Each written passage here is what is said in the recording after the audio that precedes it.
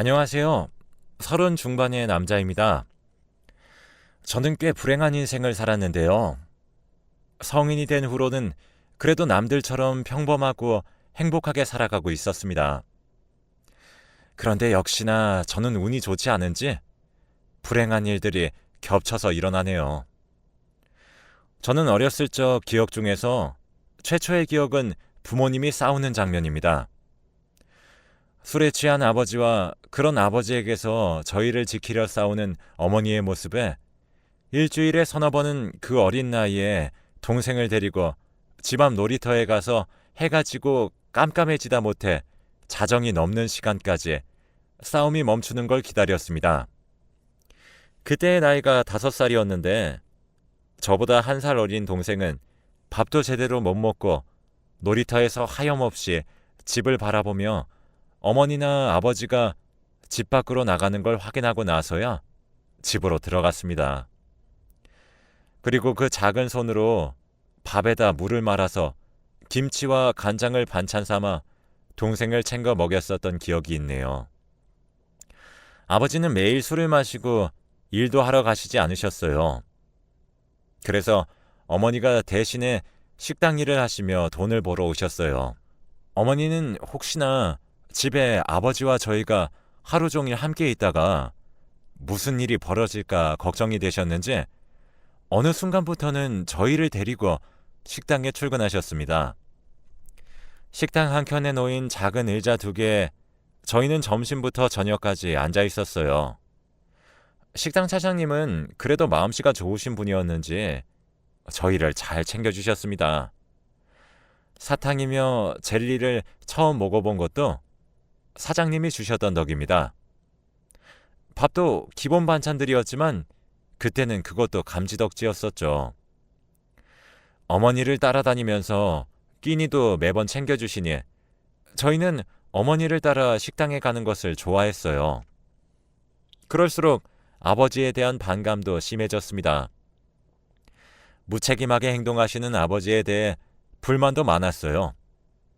그래서 집에서 아버지가 뭐든 시키시면 그 어린 나이에 반항도 했었죠. 물론 그럴 때마다 어머니에게도 혼났었지만요. 그러다 어머니와 아버지가 매일매일을 싸우시던 딱 일주일 때 되던 날에 어머니는 저희를 데리고 온 얼굴이 상처투성이인 채로 저희를 데리고 시장을 가셨어요. 어머니가 출근하시던 그 식당이 있던 시장이었는데 지나갈 때면 저희가 다른 곳에 눈을 돌릴 틈도 없이 빠르게 걸으셨어요.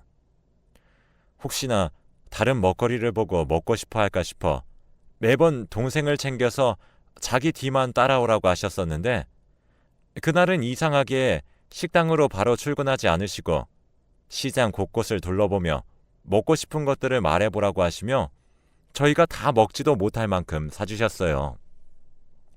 저희는 신나서 양손 가득 김밥이며 호떡이며 저희가 좋아하는 떡볶이도 가득 담긴 비닐봉지를 들고 어머니 뒤를 졸졸 따라갔죠.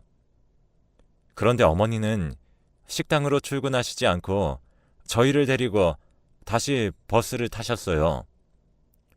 처음 타는 버스를 타고 한참을 가서 내렸었죠.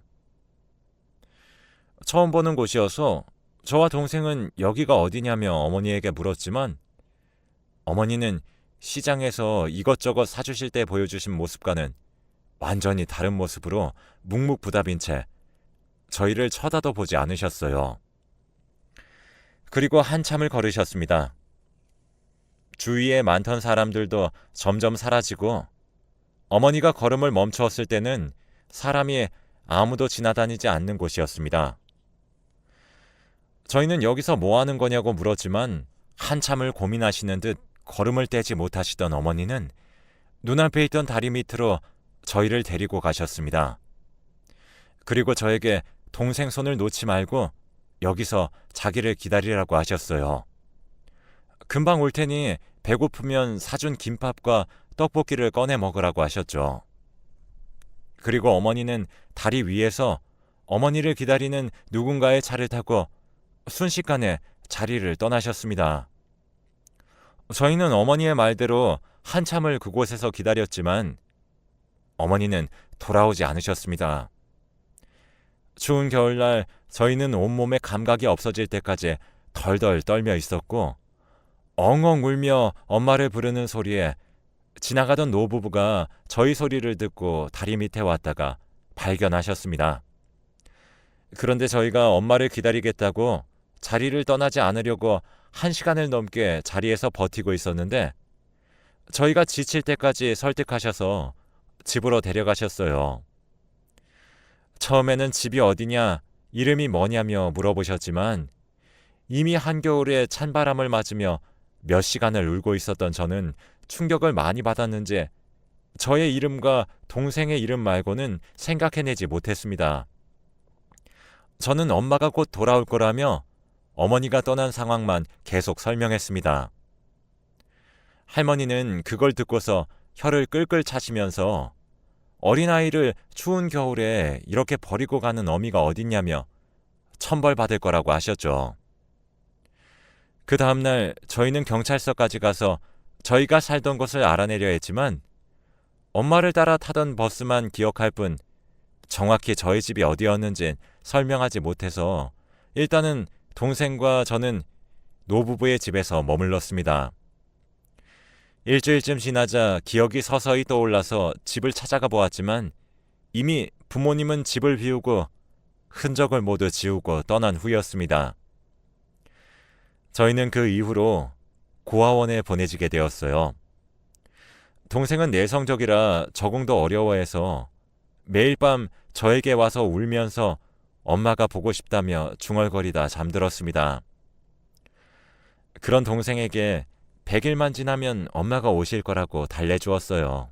그런데 100일이 채 지나기도 전에 동생을 입양하고 싶어 하시는 분들이 생겼습니다. 우연히 원장실 앞을 지나가다 동생의 이름이 들려 멈춰서 들었더니 저희 동생을 입양하고 싶다는 이야기가 들리더라고요. 원장님은 저를 언급하시면서 오빠가 없으면 잠도 제대로 못 자는 아이라고 설명을 드리자 조금 고민해 보시겠다며 집으로 돌아가셨습니다. 그 이야기를 들은 날 밤에는 동생을 달래주면서도 어찌나 마음이 불안하던지 며칠 동안 머릿속에는 동생과 헤어지게 될까봐 걱정투성이었습니다. 동생이 잠들고 나면 저는 혼자서 이불을 덮어쓰고 울기도 했어요. 그리고 그 일이 있고 2주 정도 지났을 무렵 고아원을 들어오시는 부부를 보고 마음이 덜컹했습니다.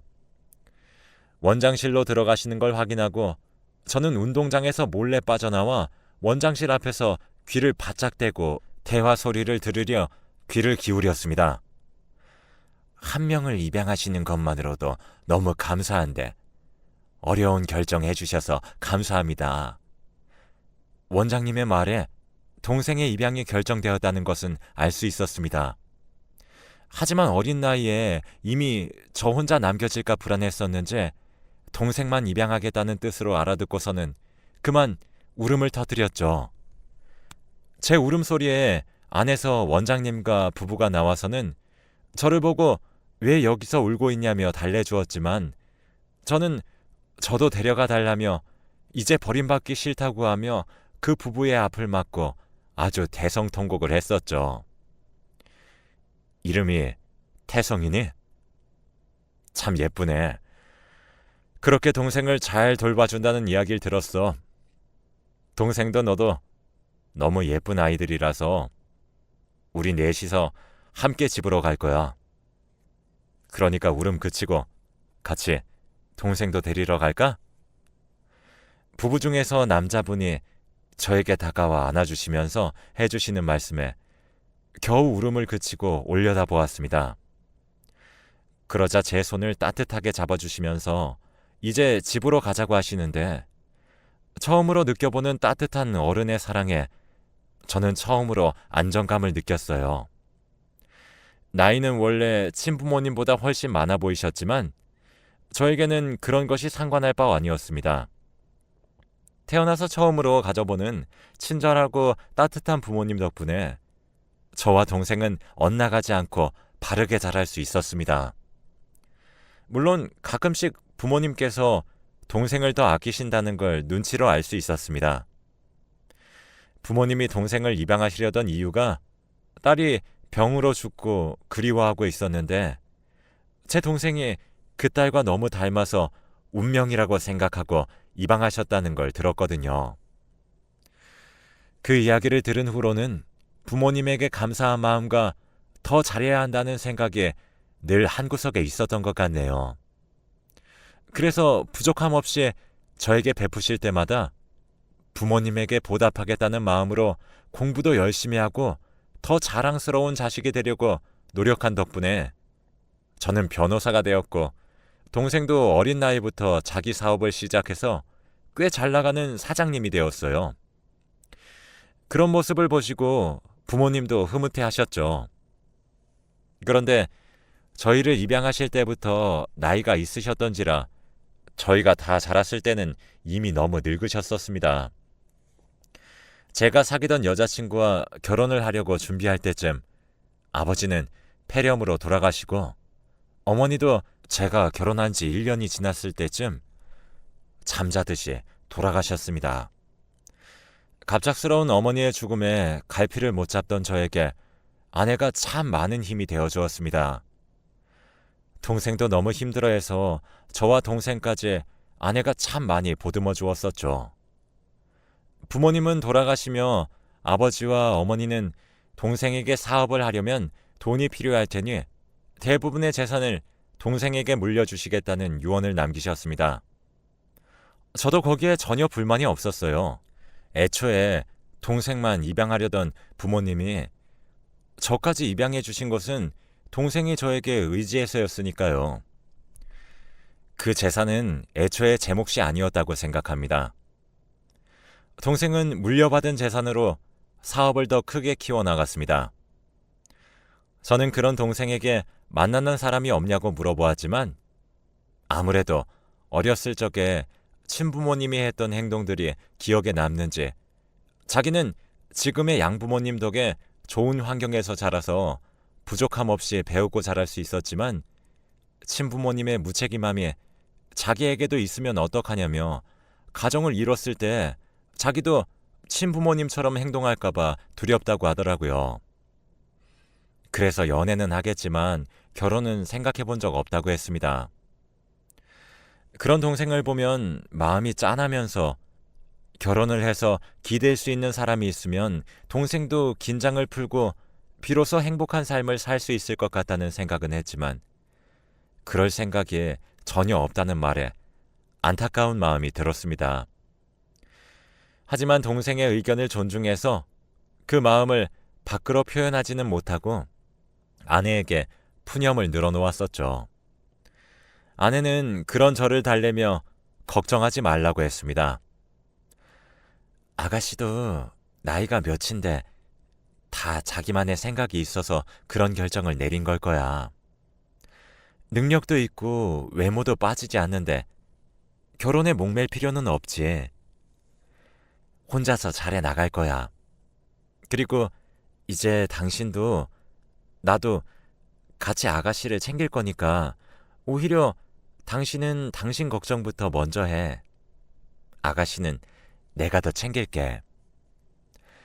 그 후로 동생을 늘 챙기려고 노력했지만 저도 가정이 생기다 보니 쉬운 일은 아니었어요. 그래도 하나뿐인 혈육이니 무슨 일이 생기면 가장 먼저 알리고 싶고 얼굴을 보고 싶었었지만 동생이 워낙 바빠 한 달에 한 번 만날까 말까였어요.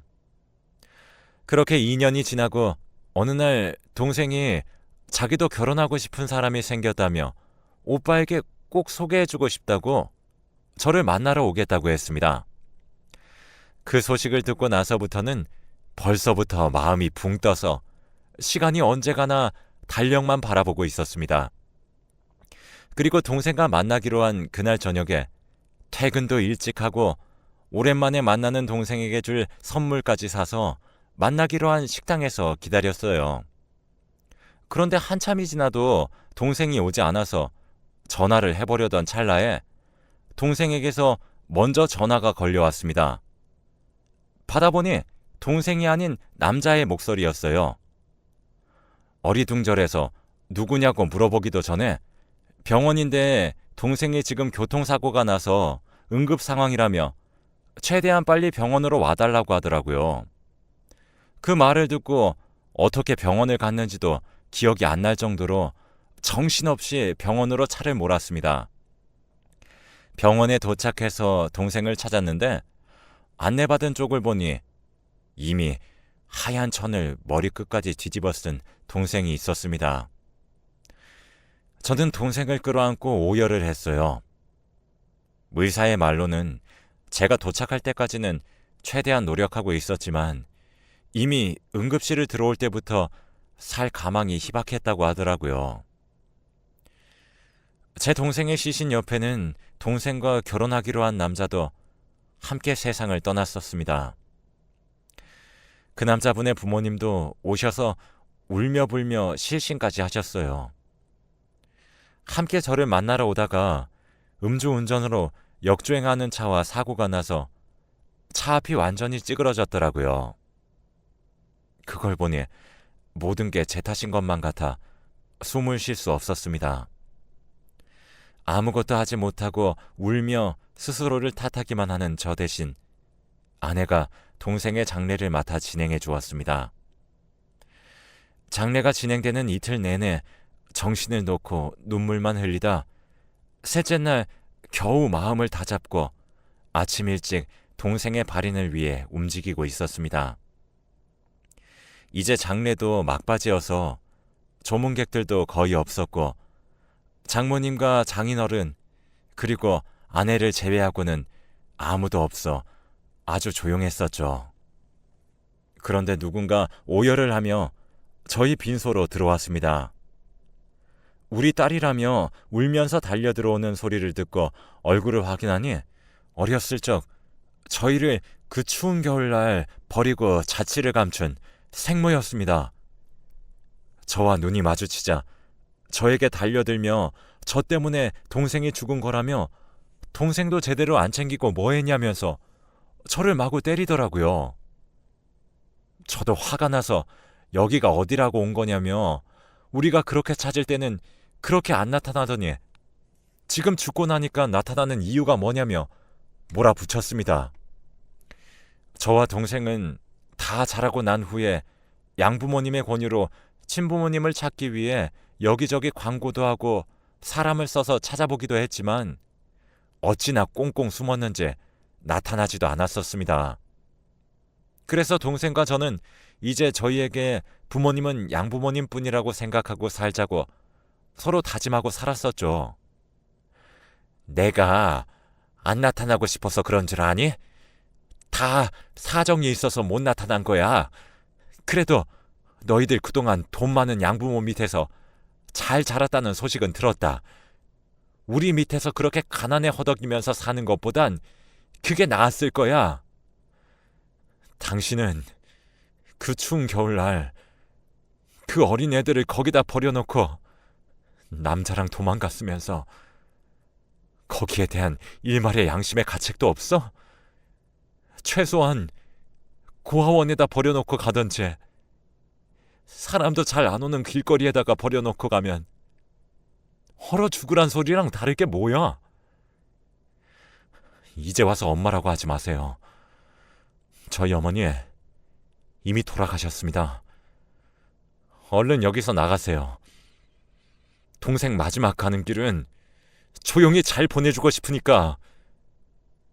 그러자 그 여자는 제 뺨을 올려치며 어디 자기를 낳아준 부모를 모르는 척하냐며 동생을 죽음으로 몰아간 오빠가 무슨 할 말이 있냐고 저를 모함하다가 결론은 자신도 엄마이니 동생의 재산을 나눠받을 자격이 있다고 말하더군요.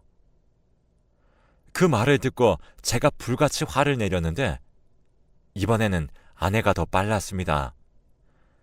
아내는 순식간에 그 여자의 머리채를 휘어잡고 여기가 어디라고 기어들어오냐며 10년 전에 가지고 도망친 돈이나 토해내라고 하는 겁니다.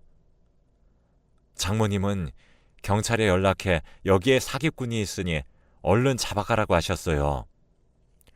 제가 이게 무슨 일인가 싶어서 당황한 동안 경찰이 도착했습니다. 경찰이 오자 그 여자는 도망가려고 했지만 이미 경찰이 입구를 막고 있어서 도망갈 틈도 없었습니다. 그리고 경찰에게 장모님이 상황을 설명하는데 정말 저를 낳아줬다는 사실이 너무 부끄러울 지경이었습니다. 장모님은 10년 전에 계단에서 크게 넘어지셔서 그 후로 다리를 못 쓰게 되셔서 휠체어 생활을 하고 계신데 그 계단에서 밀었던 여자가 바로 제 생모였습니다. 함께 계모임을 하며 친하게 지냈었지만 돈이 급해진 제 생모는 돈을 모두 가지고 도망가려고 했었고 장모님은 그 여자를 잡으려다가 몸싸움 끝에 계단에서 굴러 장애를 가지시게 된 것입니다. 아내는 그 이후로 그 여자를 찾으려고 했었지만 어찌나 꽁꽁 숨었는지 돈으로 사람을 써서 전국을 뒤졌지만 결국엔 찾지 못했다고 해요. 직전에 말한 사정이라는 것도 다 자기 잘못이 들킬까 숨어 지내서 그런 것이었습니다. 그런데 이제 그때 훔친 돈도 다 썼겠다. 돈은 필요한데 어디서 돈 나올 구석은 없으니 저에게까지 뻔뻔하게 찾아왔다가 덜미를 잡힌 거죠. 그렇게 그 여자는 그 자리에서 경찰에게 연행되어 갔습니다. 잡혀가면서까지 악을 써대며 잘못을 인정하지 않았습니다. 재판에서 변호사를 쓸 돈도 없을 뿐더러 어찌어찌 국선 변호사를 선임하기는 했었지만 능력 있는 변호사들은 대부분 제 소식을 알고 변호를 해주지 않아서 실력도 없고 열정적이지도 않은 사람이 변호를 맡아 변호도 제대로 못 받았다고 하더라고요. 심지어는 끝까지 반성하는 모습조차 보이지 않아서 징역형을 받았다고 합니다. 상해죄에 사기죄까지 더해져서 꽤나 높은 징역을 받았다더라고요. 그 모습에 마음이 씁쓸하기도 했습니다. 끝까지 반성하지 않는 모습을 보고 저에게도 그런 모습이 있을까 걱정이 절로 되더라고요. 제가 그런 걱정을 하고 있으니 아내는 무슨 그런 생각을 하냐며 그런 부모에게서 태어났어도 살아온 환경도 다르고 혹여나 그런 사람 밑에서 자랐다고 하더라도 당신은 좋은 사람이 되었을 거라며 말해주었습니다. 그렇게 말해주는 아내 덕분에 부정적인 생각은 떨쳐버리고 그 여자의 존재는 없었던 걸로 생각하고 살기로 결심했습니다. 저에게 이제 가족은 아내와 장모님, 장인어른 뿐이라고 생각합니다. 장모님은 자기의 다리를 그렇게 만든 사람의 피를 받은 아들이라고 생각하며 조금 미워하실 만도 하지만 저에게 저런 부모 밑에서 어렸을 때 고생이 많았겠다며 오히려 저를 위로해 주시고 따뜻하게 안아주셨습니다. 그 품에서 너무 오랜만에 부모의 온기를 느껴서 한참을 울었던 것 같네요. 저에게 가족이라는 존재는 늘 어려웠었는데 이제서야 가족이 주는 안락함이 무엇인지 알 것 같습니다. 앞으로도 가족들과 함께 행복하게 살 수 있을 것 같은 예감이 드네요. 지금까지는 가족에 대한 안 좋은 기억들도 많았지만 그만큼 앞으로는 가족에 대한 좋은 기억이 많이 생길 거라고 믿고 있습니다. 이제는 저에게도 가족들에게도 힘든 일은 일어나지 않았으면 좋겠네요. 여러분들도 앞으로 행복한 일들만 생기길 바라겠습니다.